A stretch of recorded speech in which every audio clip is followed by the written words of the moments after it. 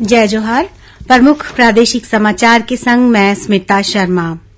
केंद्रीय गृह और सहकारिता मंत्री अमित शाह आज छत्तीसगढ़ में बस्तर संभाग के मुख्यालय जगदलपुर में आकाशवाणी डहारले प्रसारित करे जाने वाला हल्बी भोली में साप्ताहिक समाचार बुलेटिन के वर्चुअल शुरूआत करिन। श्री शाह आकाशवाणी के प्रयास के तारीफ करत किहिन कि प्रसारण के माध्यम ले ए क्षेत्र के लोगन अब स्थानीय भाषा में देश दुनिया के समाचार ला जान सकही। केंद्रीय गृह और सहकारिता मंत्री अमित शाह जगदलपुर में सीआरपीएफ के 84वां स्थापना दिवस समारोह में शामिल हुईन। यह मौका में उमन किहिन के छत्तीसगढ़ के बस्तर क्षेत्र में माओवादी मन के खिलाफ लड़ाई अब जीत के आखिरी चरण में हावय। श्री शाह किहिन की माओवादी मन के प्रभाव ला कम करे में सीआरपीएफ महत्वपूर्ण भूमिका निभाए हे।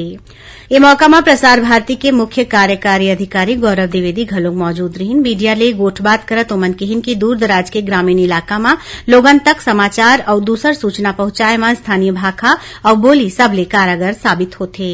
एकर पहले केंद्रीय मंत्री शहीद स्मारक में माल्यार्पण करिन और फिर जगदलपुर तीर करनपुर में केंद्रीय रिजर्व पुलिस बल परिसर में परेड के निरीक्षण करिन। केंद्रीय मंत्री अमित शाह आज अपन छत्तीसगढ़ प्रवास के दौरान माओवादी प्रभावित इलाका के पोटकपल्ली कैंप के दौरा करिन। ये दौरान उमन सीआरपीएफ, डीआरजी और एसटीएफ के जवान मन ले भेंट करिन। इलाहाबाद हाईकोर्ट के न्यायाधीश रमेश सिन्हा ला छत्तीसगढ़ हाईकोर्ट के मुख्य न्यायाधीश नियुक्त करेगे है।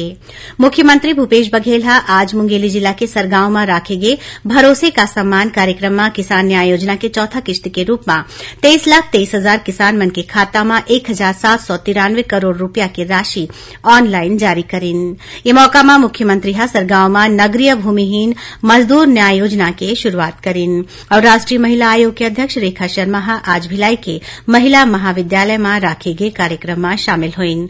तो ये रही अभी तक के प्रमुख प्रादेशिक समाचार। जय जोहार।